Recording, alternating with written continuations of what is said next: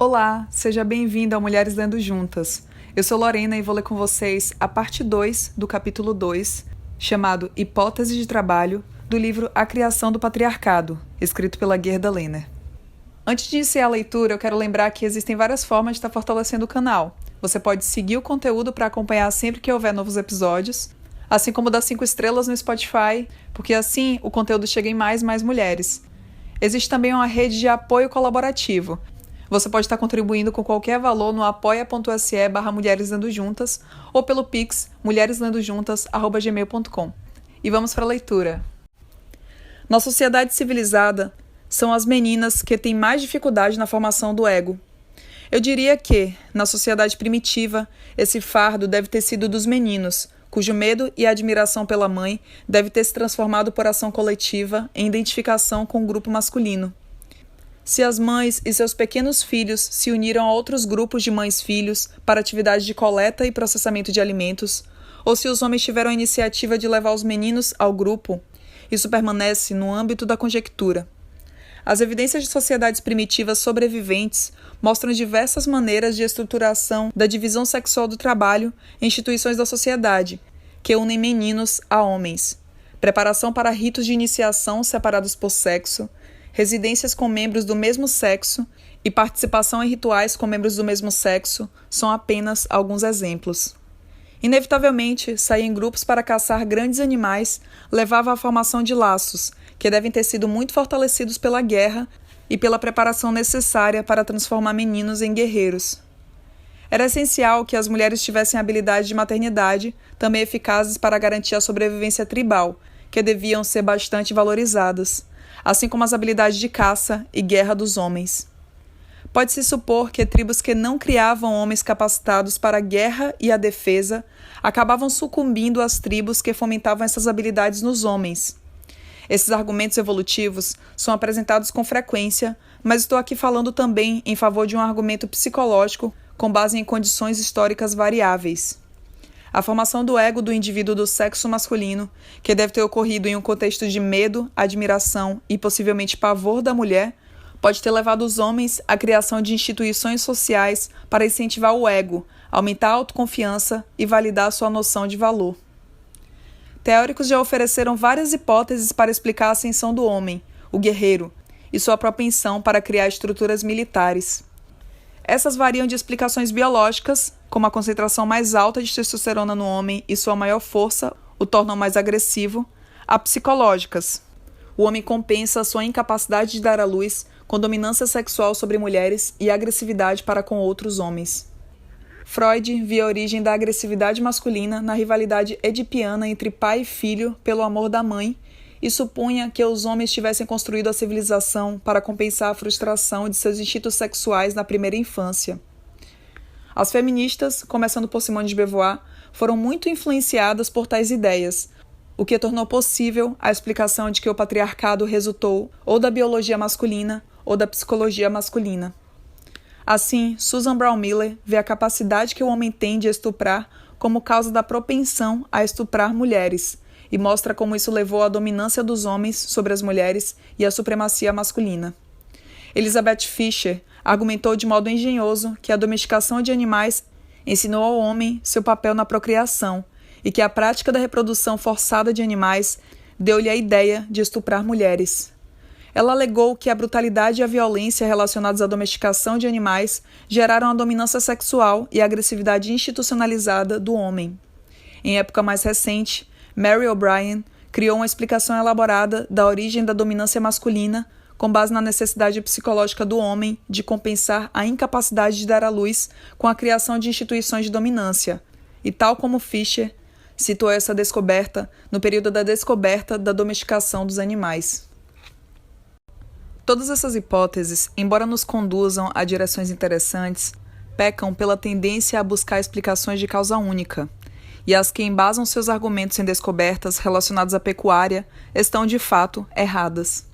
A pecuária foi introduzida, ao menos no Oriente Próximo, em cerca de 8.000 a.C., e temos evidências de sociedades relativamente igualitárias, como em Çatalhöyük, que praticaram a pecuária 2.000 a 4.000 anos depois. Portanto, não pode haver uma relação causal. parece-me bem mais provável que a ocorrência de conflitos intertribais durante períodos de escassez econômica tenha fomentado a ascensão ao poder de homens que tenham realizado grandes feitos militares.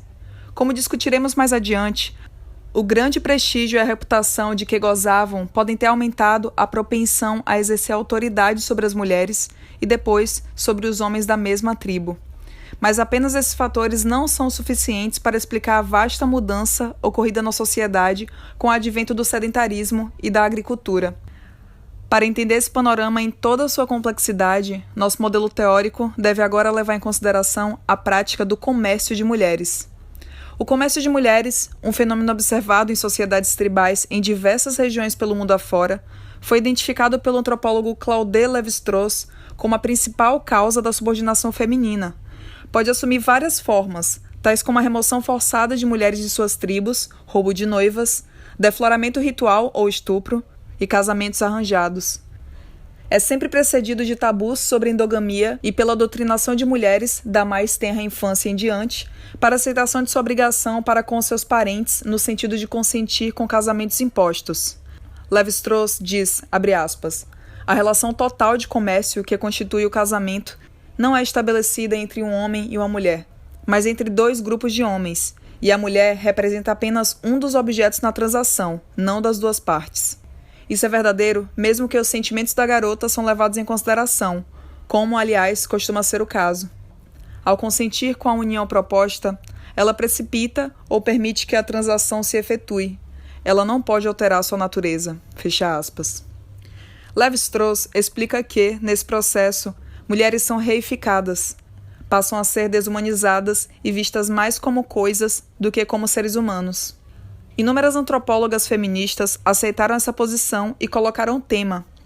A matrilocalidade estrutura o parentesco de forma que um homem deixe sua família de origem para morar com a esposa ou a família da esposa. A patrilocalidade estrutura o parentesco de modo que a mulher tenha de deixar sua família de origem e morar com o marido ou a família dele. A observação desse fato gerou a suposição de que a mudança no parentesco, de laços matrilineares para patrilineares, seria um ponto decisivo na relação entre os sexos, coincidindo com a subordinação das mulheres. Mas como e por que esse sistema se desenvolveu? Já discutimos o cenário no qual os homens, possivelmente recém-alçados ao poder em razão de suas habilidades para a guerra, coagiram mulheres contra a vontade delas. Mas por que as mulheres eram comercializadas e não os homens? Darlington oferece uma explicação. Ele vê a exogamia como uma inovação cultural que se torna aceita por proporcionar uma vantagem evolutiva. Propõe a existência de um desejo instintivo nos seres humanos de controlar a população para a densidade ideal em determinado ambiente. As tribos conseguem isso por meio de controle sexual, de rituais que designam homens e mulheres para papéis sexuais apropriados, e recorrendo ao aborto, ao infanticídio e à homossexualidade quando necessário. De acordo com esse argumento evolucionista em essência, o controle populacional tornou obrigatório o controle sobre a sexualidade feminina. Existem outras explicações possíveis. Supondo-se que homens adultos fossem comercializados entre as tribos, o que garantiria a lealdade deles à nova tribo? O laço entre homens e sua prole ainda não era forte o bastante para assegurar que eles fossem submissos pelo bem dos filhos. Os homens seriam capazes de atos de violência contra os integrantes da tribo estranha. Com a experiência em caça e viagens de longa distância, poderiam escapar facilmente e depois retornar como guerreiros em busca de vingança. As mulheres, por outro lado, seriam coagidas com mais facilidade, muito provavelmente por meio do estupro. Uma vez casadas ou mães, seriam leais aos filhos e aos parentes dos filhos, e assim criariam laços fortes com a tribo de afiliação. Foi assim, de fato, que a escravidão se desenvolveu ao longo da história, como veremos mais adiante. Mais uma vez, a função biológica da mulher a tornou mais adaptável para esse novo papel de fantoche, criado pela cultura. Pode-se também admitir que não mulheres, mas crianças de ambos os sexos tenham sido usadas como fantoches a fim de assegurar a paz entre as tribos, uma vez que eram utilizadas com frequência no período histórico entre as elites dominantes. É provável que a prática do comércio de mulheres tenha começado assim. Crianças de ambos os sexos eram comercializadas e, na maturidade, casavam-se na nova tribo. Boulding, sempre destacando a agência das mulheres, entende que eram elas, na função de zeladoras do lar, que tratavam das negociações necessárias que levavam à cópula intertribal. As mulheres desenvolviam flexibilidade e sofisticação culturais por meio do papel de elo entre tribos. Retiradas da própria cultura, abarcavam duas culturas e aprendiam os costumes de ambas. O conhecimento obtido daí pôde dar a elas acesso ao poder e, com certeza, influência. Considero as observações de Boulding úteis para reconstruir o processo gradual da instituição do comércio de mulheres, que estas podem ter iniciado ou do qual podem ter participado. Na literatura antropológica, temos alguns exemplos de rainhas, no papel de chefe de Estado, que adquiriam muitas esposas, para as quais depois arranjavam casamentos que serviam para aumentar a riqueza e a influência da própria rainha. Se meninos e meninas eram comercializados como fantoches e sua prole incorporada à nova tribo, é claro que a tribo com mais meninas do que meninos aumentaria de população com mais rapidez em comparação com a tribo que aceitasse mais meninos. Enquanto as crianças eram uma ameaça à sobrevivência da tribo, ou na melhor das hipóteses, uma desvantagem, tais distinções não eram observadas ou não importavam. Mas, se em razão de mudanças no ambiente ou na economia da tribo, as crianças passassem a se tornar um recurso, como possível força de trabalho, supõe-se que o comércio de crianças de ambos os sexos tenha dado lugar ao comércio de mulheres. Os fatores que originam esse desenvolvimento são bem explicados, creio, por antropólogos estruturalistas marxistas. O processo que discutimos agora ocorre em épocas diferentes, em diferentes partes do mundo. Ainda assim, apresenta regularidade de causas e resultado. Aproximadamente na mesma época em que a caça e coleta ou a horticultura dá lugar à agricultura, o sistema de parentesco tende a mudar de matrilinear para patrilinear e a propriedade privada se desenvolve. Existe, como já vimos, discordância sobre a sequência de eventos. Engels e seus seguidores acham que a propriedade privada veio antes, causando a grande derrota histórica do sexo feminino. Lévi-Strauss e Claude Melançon acreditam que foi pelo comércio de mulheres que a propriedade privada acabou sendo criada. Melançon oferece uma descrição detalhada do estágio de transição. Em sociedades de caçadores-coletores, homens, mulheres e crianças participam da produção e consomem o que produzem. As relações sociais entre eles são instáveis, sem estrutura, voluntárias. Não existe a necessidade de estrutura de parentesco ou transações planejadas entre as tribos.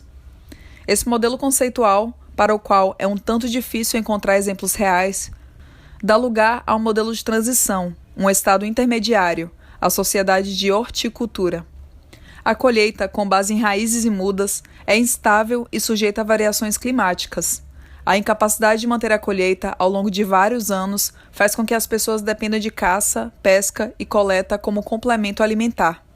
Nesse período, quando abundam os sistemas matrilineares e matrilocais, a sobrevivência do grupo exige um equilíbrio demográfico de homens e mulheres. Melançon argumenta que a vulnerabilidade biológica das mulheres no parto fez as tribos buscarem mais mulheres de outros grupos e que essa tendência ao roubo de mulheres levou a constantes conflitos intertribais. No processo, surgiu a cultura do guerreiro. Outra consequência desse roubo de mulheres é que as mulheres conquistadas eram protegidas pelos homens que as haviam conquistado ou por toda a tribo conquistadora. Como resultado, as mulheres eram consideradas bens, coisas. Elas foram reificadas, enquanto os homens as reificavam porque as conquistaram e protegeram. A capacidade reprodutiva das mulheres é reconhecida primeiro como recurso da tribo. Depois, conforme se desenvolvem as elites dominantes, é adquirida como propriedade de um grupo aparentado específico. Isso ocorre com o desenvolvimento da agricultura. As condições materiais da agricultura de grãos exigem coesão e continuidade do grupo ao longo do tempo, assim fortalecendo a estrutura da família. Para fazer a colheita, trabalhadores de um ciclo de produção ficam devendo alimentos e sementes a trabalhadores de um ciclo de produção anterior. Como a quantidade de alimentos depende da disponibilidade de trabalho, a produção passa a ser a principal preocupação. Isso traz duas consequências: fortalece a influência de homens mais velhos e aumenta o incentivo da tribo para a aquisição de mais mulheres. Na sociedade plenamente desenvolvida com base na agricultura de arado, mulheres e crianças são indispensáveis ao processo de produção que é cíclico e trabalhoso. Crianças tornam-se, assim, um recurso econômico. Nesse estágio, as tribos buscam adquirir o potencial reprodutivo das mulheres, em vez das mulheres em si. Homens não geram bebês diretamente. Assim, as mulheres, não os homens, é que são comercializadas. Essa prática torna-se institucionalizada em tabus de incesto e em padrões de casamento patrilocal. Homens mais velhos, que oferecem continuidade no conhecimento sobre produção, passam a mistificar esses segredos e exercem poder sobre os homens mais novos por meio do controle de alimentos, conhecimento e mulheres. Eles controlam o comércio de mulheres, impõem restrições sobre seu comportamento sexual e obtêm propriedade privada delas. Os homens mais novos devem oferecer serviços de mão de obra para os mais velhos em troca do privilégio de conseguir acesso a mulheres. Sob tais circunstâncias, as mulheres também se tornam presa de guerra para os guerreiros, o que encoraja e reforça a dominância de homens mais velhos sobre a comunidade. Por fim, a grande derrota histórica das mulheres, por meio da destruição da matrilinearidade e da matrilocalidade, torna-se possível e se prova vantajosa para as tribos que as conquistam. Deve-se notar que, no esquema de Melarsoe, o controle sobre a reprodução, sexualidade feminina, precede a obtenção de propriedade privada. Assim, Melarsoe subverte Engels, assim como Marx fez com Hegel. A obra de Melarsoe cria novas perspectivas no debate sobre origens, embora críticas feministas devam se opor a seu modelo androcêntrico, no qual as mulheres representam apenas vítimas passivas. Devemos também observar que o modelo de Melarsoe deixa claro que não é a mulher que é reificada, mas sim sua capacidade reprodutiva, ainda que ele e outros antropólogos estruturalistas continuem a falar da reificação de mulheres. A distinção é importante, e a discutiremos mais adiante. Existem outras perguntas que a teoria dele não responde. Como os homens mais velhos conseguiram controle sobre a agricultura? Se nossas especulações iniciais sobre relações sociais entre os sexos em tribos de caçadores-coletores estiverem corretas, e se o fato em geral aceito de que foram as mulheres que desenvolveram a horticultura for preciso, seria esperado que as mulheres controlassem o produto do trabalho agrícola. Mas neste ponto, devemos considerar outros fatores. Nem todas as sociedades passaram pelo estágio da horticultura. Em muitas, o pastoreio e a pecuária, sozinhos ou em conjunto com a atividade de coleta, precederam o desenvolvimento da agricultura. É muito provável que a pecuária tenha sido desenvolvida pelos homens. Era uma ocupação que gerava o acúmulo de excedentes de gado, carne ou peles. Seria de esperar que esses excedentes fossem acumulados pelos homens que o geravam. Além disso, a agricultura de arado, a princípio, exigia a força de homens, e com certeza não era uma ocupação que mulheres grávidas ou lactantes teriam escolhido, exceto de forma auxiliar. Assim, a prática econômica da agricultura reforçou o controle dos homens sobre os excedentes, que também podem ter sido obtidos em conflitos intertribais. Outro fator que pode ter contribuído para o desenvolvimento da propriedade privada foi a distribuição assimétrica de tempo livre. As atividades de horticultura são mais produtivas do que a coleta de subsistência e geram tempo livre. Mas a distribuição deste é desigual.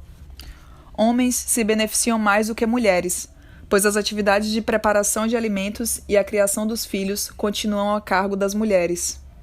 Assim, presume-se que o homem podia usar o novo tempo livre para desenvolver suas habilidades artesanais, iniciar rituais para aumentar seu poder e influência e controlar os excedentes. Não quero sugerir aqui determinismo ou manipulação consciente. É exatamente o contrário. As coisas se desenvolveram de certa maneira, causando determinadas consequências que nem homens nem mulheres planejaram. Eles não tinham como saber das consequências, da mesma forma que os homens modernos, que deram início ao admirável mundo novo da industrialização, não tinham como saber de suas consequências em relação à poluição e seu impacto sobre a ecologia. Quando a consciência do processo e de suas consequências se desenvolveu, já era tarde demais, pelo menos para as mulheres, para interromper o processo. O antropólogo dinamarquês Pita Olby aponta que as evidências de Melarsoe eram amplamente baseadas no modelo europeu, envolvendo a interação entre atividades de horticultura e pecuária e em exemplos de indígenas das planícies da América do Sul. Olby cita casos, tais como de tribos de caçadores da Austrália, nos quais há o controle de mulheres sem que exista atividade de horticultura.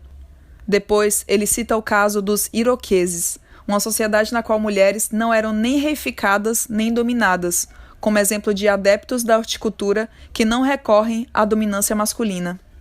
Ele argumenta que em condições ecologicamente favoráveis, seria possível manter o equilíbrio demográfico dentro de uma tribo sem a necessidade da importação de mulheres. Não apenas as relações de produção, mas também, abre aspas, ecologia e reprodução sociobiológica são fatores determinantes ou críticos, fecha aspas. Entretanto, como todas as sociedades de agricultura reificaram a capacidade reprodutiva das mulheres, não a dos homens, deve-se concluir que tais sistemas têm uma vantagem no que diz respeito à expansão e apropriação de excedentes em relação aos sistemas baseados na complementaridade entre os sexos. Nestes, não existem meios de forçar os produtores a aumentar a produção. As ferramentas neolíticas eram relativamente simples, então qualquer um poderia fabricá-las. Terras não eram recursos escassos. Assim, nem ferramentas, nem terras representavam oportunidades para apropriação. Mas, em uma situação na qual condições ecológicas e irregulares na reprodução biológica ameaçavam a sobrevivência do grupo, as pessoas procuravam mais reprodutores, ou seja, mulheres. A apropriação de homens, tais como prisioneiros, o que ocorre apenas em estágio posterior, não supriria as necessidades de sobrevivência do grupo. Portanto, a primeira apropriação de propriedade privada é a apropriação do trabalho de mulheres como reprodutoras. Oube conclui, abre aspas, a conexão entre a reificação de mulheres de um lado e o Estado e a propriedade privada do outro é o exato oposto do que Engels e seus seguidores propõem. Sem a reificação de mulheres como característica socioestrutural historicamente determinada, a origem da propriedade privada e do Estado permanecerá inexplicável, fecha aspas. Se seguirmos o argumento de Oube, que considero persuasivo, devemos concluir que, durante a Revolução da Agricultura, a exploração de trabalho humano e a exploração sexual de mulheres se uniram de forma inextricável.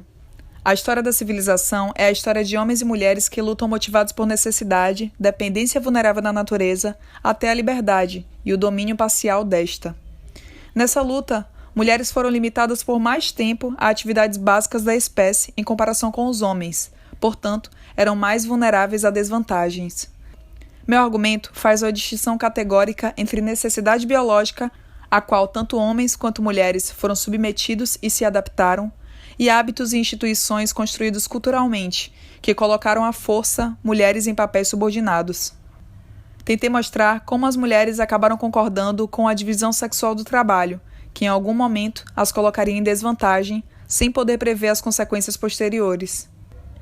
A declaração de Freud, que discuti em contexto diferente, de que anatomia é destino para mulheres, está errada, porque é desprovida de contexto histórico e projeta o passado distante no presente, sem reconhecer as mudanças ocorridas ao longo do tempo. Pior, essa declaração é interpretada como uma prescrição para o presente e o futuro. Não apenas a anatomia é destino para as mulheres, como deve sê-lo. O que Freud deveria ter dito é que, para as mulheres, a anatomia já foi destino. Essa declaração é precisa e leva em consideração o contexto histórico. O que já foi não é mais, não precisa nem deve mais sê-lo. Como Melasson e Oube, saímos do campo da especulação puramente teórica para a consideração de provas com base em dados antropológicos de sociedades primitivas no tempo histórico. Levamos em consideração evidências materiais, tais como ecologia, clima e fatores demográficos, e destacamos a complexa interação de vários fatores que devem ter afetado os desenvolvimentos que tentamos entender. Não podemos apresentar evidências sólidas dessas transições pré-históricas, senão por inferência e comparação com o que sabemos. Como veremos, a hipótese explicativa que propusemos pode ser comparada com evidências históricas posteriores em vários pontos. Há poucos fatos dos quais podemos ter certeza com base em evidências arqueológicas. Em algum momento, durante a Revolução da Agricultura, sociedades relativamente igualitárias, com divisão sexual do trabalho baseada em necessidade biológica, deram espaço a sociedades mais estruturadas, nas quais eram comuns a propriedade privada e o comércio de mulheres com base no tabu do incesto e na exogamia. As primeiras sociedades eram muitas vezes matrilineares e matrilocais, enquanto as últimas sociedades sobreviventes eram, de modo predominante, patrilineares e patrilocais. Não existem evidências de um processo inverso, passando de patrilinearidade para matrilinearidade. As sociedades mais complexas faziam a divisão do trabalho não mais com base apenas em distinções biológicas, mas também em hierarquia e no poder de alguns homens sobre outros e todas as mulheres. Inúmeros acadêmicos concluíram que a mudança descrita aqui coincide com a formação de estados arcaicos. Por isso, é com esse período que deve acabar a especulação teórica e começar a pesquisa histórica.